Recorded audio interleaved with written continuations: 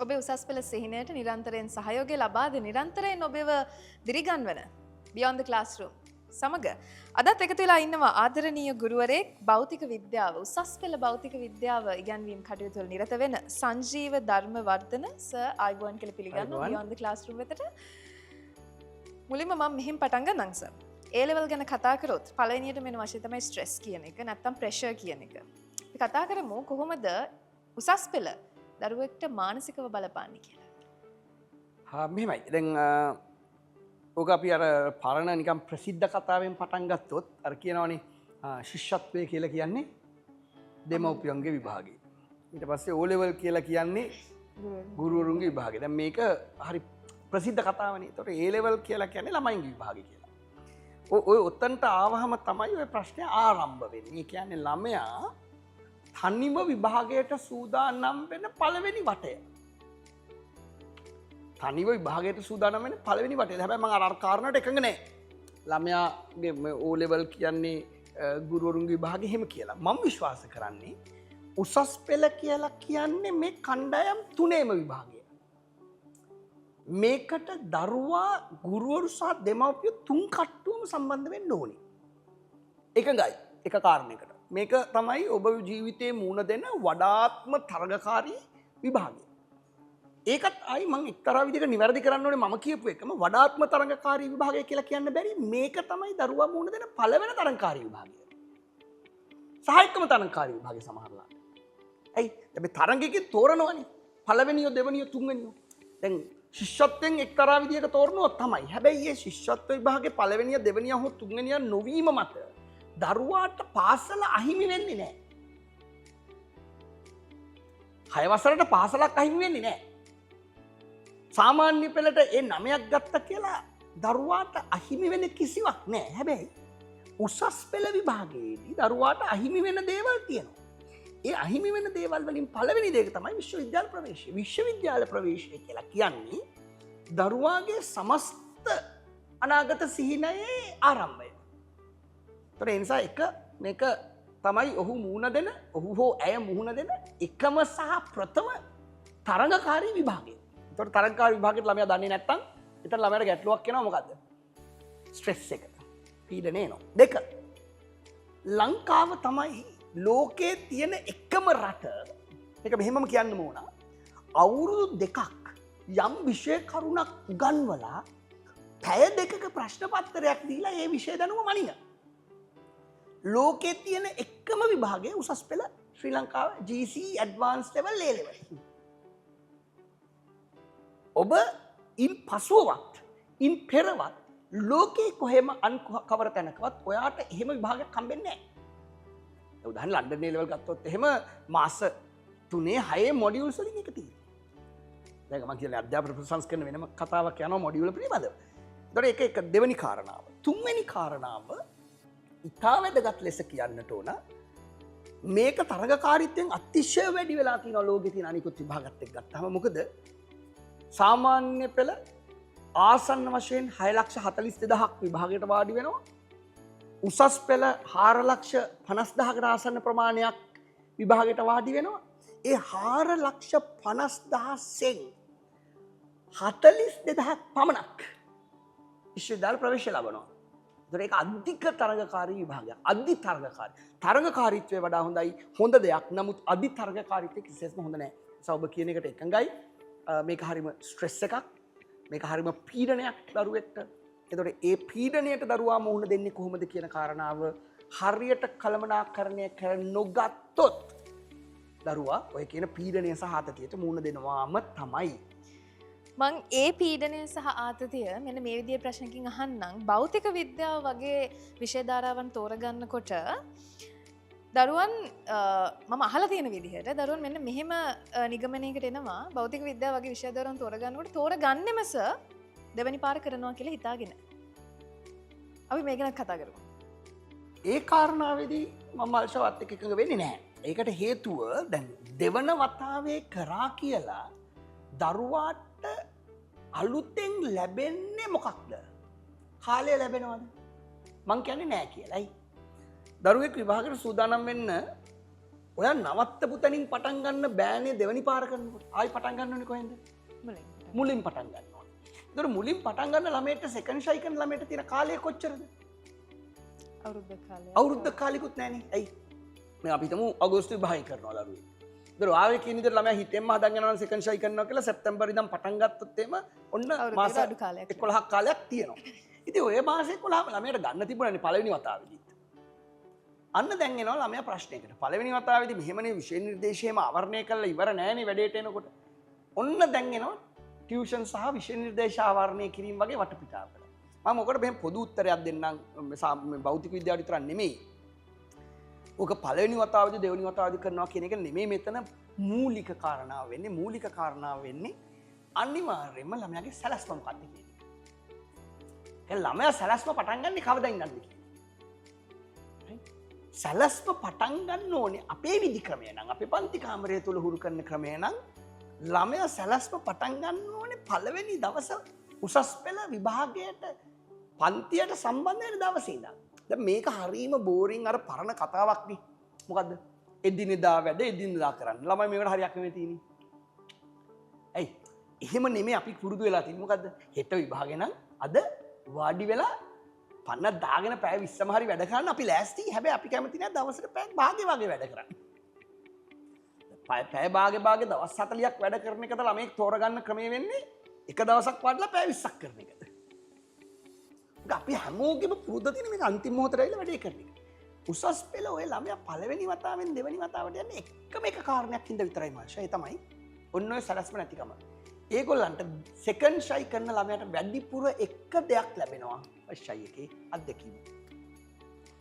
එතකොට දැන් ළමයා දන්නවා මේක අන්තිම මොහොතේ කරන්න බෑ. අන්න ඒ හින්දා තමයි දරුවා සෙකන්ඩ් ෂයි එකේ මුළු අවුරුද්දම වැඩ කරන්නේ. හැබැයි ළමයා ෆස්ට් ෂයි එකට එනකොටම විභාගෙට මුණ දෙන්න. එයා තේරුම් අරගෙන එනවනම් මේ මානසික තත්වය මං අර කියපු කාරණාවනේ ඔකට හේතුව අවුරුදු දෙකක් උගන්වන විෂය නිර්දේශයක් ළමයා කොහොමද විභාගෙට කලින් දවසේ රෑ බලන්නේ? එහෙම බලන්න බෑ. දැන් උදාහරණයකට අපේ විෂය නිර්දේශයන් ඇතුළෙන්ම ගියොත් එහෙම ෆිසික්ස් වල එහෙම භෞතික විද්‍යාවේ එහෙම අන්තිම දවසේ පාඩම් කරන කිසි දෙයක් හෙට දවසට වැඩ නැහැ. අපි අපේ සැලසුම් හැටියට අපි ගුරුවරු විදිහට අපි උසස් පෙළ උගන්වන ගුරුවරු විදිහට සාධන ආයතන උගන්වන ගුරුවරු විදිහට අපි අපේ අනිකුත් ආයතන වල අපි වැඩ කරන විදිහට අපි කරන ෆෝමැට් එකේ තියෙන විශේෂත්වය තමයි අපි පළවෙනි දවසේ සිට ළමයා විෂය නිර්දේශයට අනුව උගන්වගෙන යනවට අමතරව විභාගයට පුරුදු කරන වැඩසටහනක් යනවා. ඒ පුරුදු වීම ළමයා අවුරුදු දෙකක් තිස්සේ කරනවා. ඒතකොට ළමයා සෙකන්ඩ් ෂයි කරන්න ඕනේ නැහැ. ඇයි? සෙකන්ඩ් ෂයි කරලා හම්බෙන්නේ අවුරුද්දයි. අපි අවුරුදු දෙකක් දරුවා විභාගයට සූදානම් කරනවා. ඊළඟ වැදගත්ම කාරණාව අපි විෂය නිර්දේශය කලින් අවසන් කරනවා. ඒතර විෂය නිර්දේශය අඩුම ගානේ මාස 3කට කලින් අපි අවසන් කරාම අපේ දරුවාට තියෙනවා මාස 3ක කාලයක් සති 12ක කාලයක් හොඳ රිවිෂන් එකක් කරගැනීමේ ඉඩකඩ. රිවිෂන් එක කරන්න ඕනේ ළමයා. දැන් ගොඩක් වෙලාවට ඉස්සර නම් පොඩි ට්‍රෙන්ඩ් එකක් තිබ්බ රිවිෂන් කියලා කියන්නේ ක්ලාස් එකක්. සර් රිවිෂන් කරන්නේ නැද්ද කියලා. මගෙන් අහපු ගමන් මම කියන පළවෙනි උත්තරේ තමයි රිවිෂන් කරන්න ඕනේ ළමයා. මොකද්ද රිවිෂන් කියන්නේ? ළමයා මේක නැවත රිවයිස් කරගන්නවා. රිවයිස් කරනවා කියලා කියන්නේ අපි බලා ගන්නවා. අපි මේක go through කරනවා. ඒකට ඒක කරන්න ඕනේ ළමයා. ගුරුවරයා නෙමෙයි. ඒකට අපි මාස 3ක කාලයක් ළමයා රිවිෂන් ප්‍රෝග්‍රෑම් එකක ගෙනියනවා. ඒ කියන්නේ කොහොමද පළවෙනි දවසේ ඉගෙන ගත්ත එකේ ඉඳන් අන්තිම දවසක අවුරුදු දෙකක් ඉගෙන ගත්ත එක මාස 3ක් කාලයක් තුල නැවත පුනරීක්ෂණය කරන්නේ කියන කාරණාව. ඊට අමතරව ඒ කාල ප්‍රාන්තරය තුළ ළමයාට සම්පූර්ණ ප්‍රශ්න පත්‍ර ප්‍රමාණයකට ලියන්න පුරුදු කරනවා. ඒතර මාස 3ක් යා එතන පුරුදු වෙනවා. අවුරුදු දෙකක් තිස්සේ වෙනම පුහුණු කරගෙන ආවා මෙහෙම ක්‍රමානුකූලව. එතකොට ඔබ අහපු මුල් ප්‍රශ්නේ අග ප්‍රශ්නේ දෙකටම උත්තරය එතන තියෙනවා. කියන්නේ මේක ඉතා බරපතල ආතතියකට ලක් වෙන ස්ට්‍රෙස්ෆුල් පීඩනයකට ලක් වෙන විභාගයක්ම නෙමෙයි. ඒක එහෙම වුණත් එයා ඒ දරුවාව ඒ පීඩනයට ඒ සූදානම් කිරීම කාලානුරූපී වසර දෙකක් විතර කරගෙන එන්න පුළුවන් කමක් තියෙනවා නම් අපිට මං හිතන්නේ දරුවාට ඔක ඉතා පීඩනයක් වෙන විභාගයක් වෙන්නෙත් නැහැ. සහ සෙකන්ඩ් ෂයි කරනවා කියන එක මම දන්නේ අපේ දරුවෝ නම් 101වත් ප්‍රතිශතයක් සෙකන්ඩ් ෂයි නම් කරන්නේ නෑ සෙකන්ඩ් ෂයි කරන දරුවෝ ඉතුරු වෙනවා කීප දෙනෙක්. ඒ ඉතුරු වෙන්නේ අර ඒගොල්ලෝ ෆස්ට් ෂයි එකේ ෆුල් එෆර්ට් එක දරලා විභාගයේ මොහොතේදී සමහර අඩුපාඩුකම් කරගෙන බලාපොරොත්තු වෙන ප්‍රතිඵලයට වඩා පොඩි අඩු ප්‍රතිඵලයක් ආවොත් දැන් උදාහරණයකට අපි කියමු ඒ තුනක් අරගෙන මෙඩිසින්ම යන්න ඉන්න ළමයෙකුට ඒ දෙකයි B එකක් ආවොත් ඒකත් බොහෝ විට භෞතික විද්‍යාව නොවන අනිකුත් විෂයක මොකක් හරි ප්‍රශ්නයක් වෙන්න පුළුවන්. මොකද මේක විෂය තුන බැලන්ස් කරන්න ඕනේ අපි. මම මගේ විෂය ගැන පමණක් කතා නොකර මම කියන්නේ පොදුවේ. ඒතකොට භෞතික විද්‍යාව සමහර ලරුවෙට අමාරුයි අනිත් විෂයන් දෙක හොඳයි. ඒතකොට අන්න එහෙම පොඩි ගැටලු තියෙන කීප දෙනෙක් තමයි අත්‍තරම දැන් සෙකන්ඩ් ෂයි කරන්නේ අපේ පන්ති වල නම් ගොඩක් ළමයි ෆස්ට් ෂයි වලින් තමයි යන්නේ. සෙකන්ඩ් ෂයි වලට අපි වෙනම පන්තියක් පවත්වනවා. ඒ කියන්නේ වෙන ආයතන වල වෙන ගුරුවරු එක්ක ඉගෙන ගත්ත දරුවෝ ආපහු රිපීට් කරනකොට ඒගොල්ලන්ට අපිත් එක්ක අවුරුද්දක පාඨමාලාවක් අපි යනවා. ඒක අපි කරන්නේ අපේ දරුවන්ට නෙමෙයි. අනිකුත් බාහිර ආයතන සහ බාහිර ගුරුවරුන්ගේ ඉගෙනගත්ත දරුවෝ කවුරු හරි රිපීට් කරන අය ඉන්නවා නම් ඒගොල්ලන්ට අපේ ක්‍රමවේදය උගන්ව ගන්න අපි අවුරුද්දක පාඨමාලාවක් වෙනම යනවා. ඒක අපේ දරුවන්ට අපේ දරුවන්ගෙන් සිට එකක්වත් ඒ පාඨමාලා තුළ නැහැ. සාධන අධ්‍යාපන ආයතනය කියන වචනය සර්ගේ පිළිතුර ඇතුළේ තිබ්බා. ඉතින් අපි අද කතා කරන්නේ සාධන අධ්‍යාපන ආයතනයේ සිට සර්ත් තෝරගෙන තියෙනවා සාධන අධ්‍යාපන ආයතනය ඉගැන්වීම් කටයුතු කරන්න. ඒකින්ද සාධන අධ්‍යාපන ආයතනයේ විශේෂත්වය ගැන නොකියුවොත් ඒක මම හිතනවා අඩුපාඩුවක් වෙයි කියලා.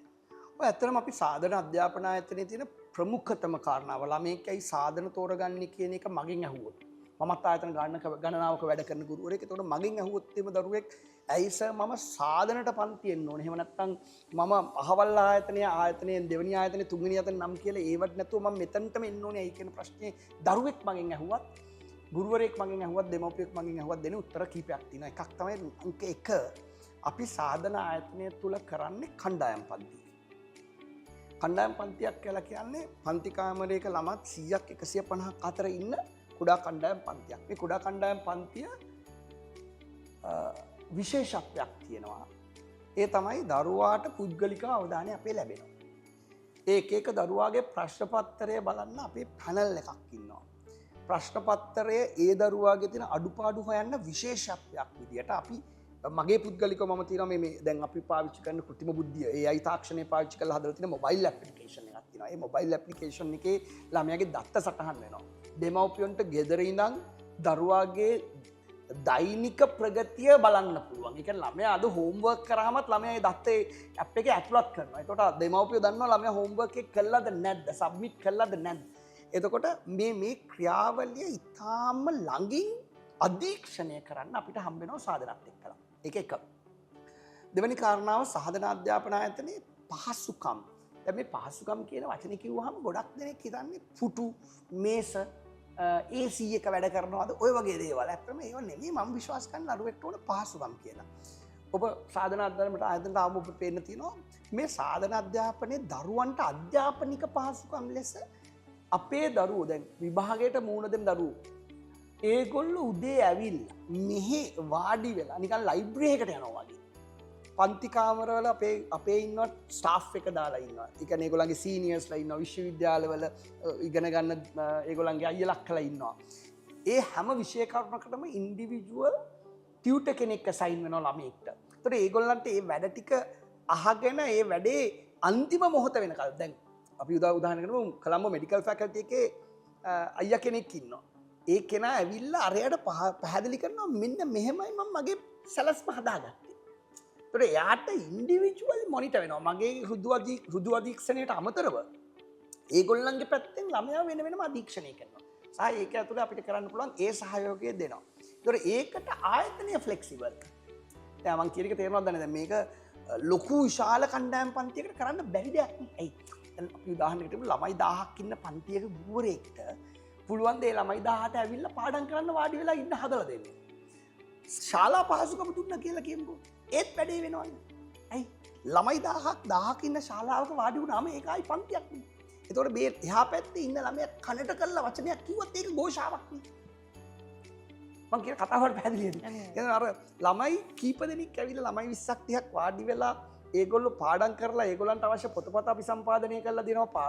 පාස් පේපර්ස් වලට ඇක්සස් එක අරන් දෙනවා. මේ ඔක්කොම ඒගොල්ලෝ වාඩි වෙලා කතා කරගෙන පහසුවෙන් හැම කොටසක්ම කරගෙන යන්න. අන්න මම කතා කරන පහසුකම්. ඒතර ඒ වගේ පහසුකම් ප්‍රමාණයක් අපි සාධන අධ්‍යාපන ආයතනයෙන් දරුවාට ලබා දීලා තියෙනවා. ඊට අමතරව විශේෂම දෙයක් මම කියන්න ඕනේ. සාධනේ හදලා තියෙන පොඩි ඇකඩමික් කල්චර් එකක්.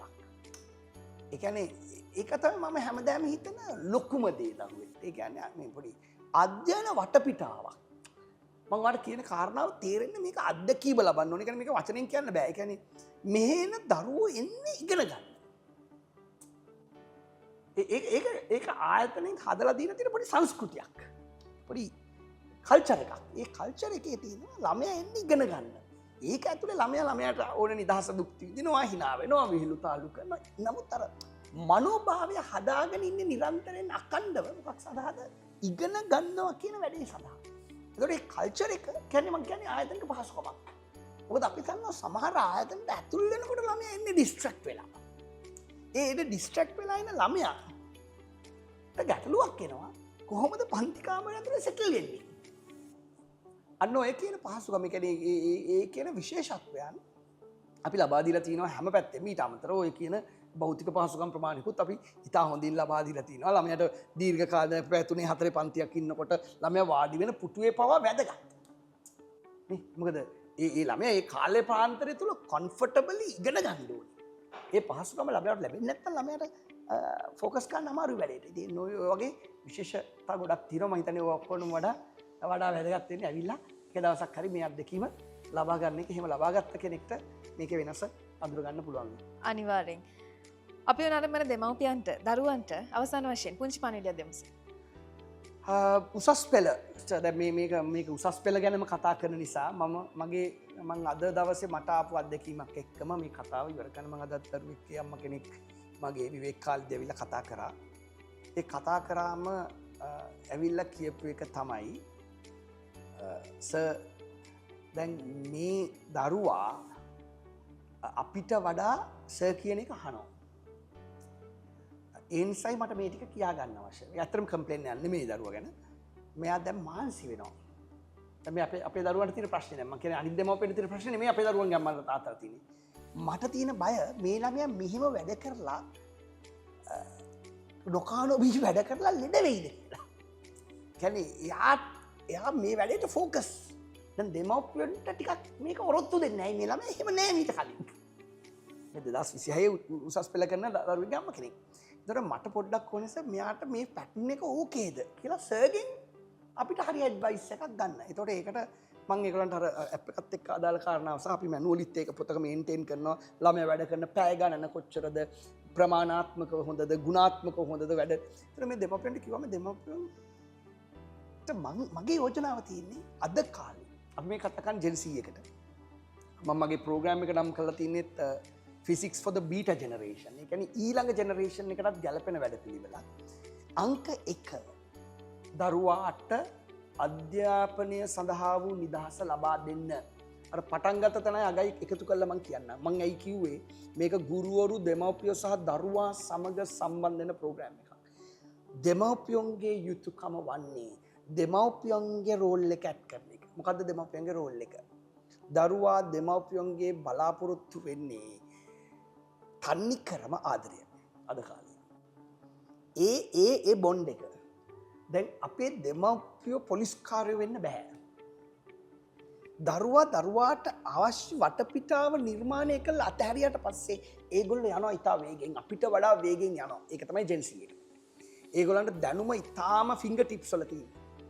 අපිට පරමාණුවක අරය හොයාගන්න කියලා කිව්වොත් අපි විශ්වවිද්‍යාල ලයිබ්‍රරි එකට ගිහලා පොත් ගන්නා පෙරලා ඉන්ඩෙක්ස් එකෙන් හොය ඒක හොයන්නේ.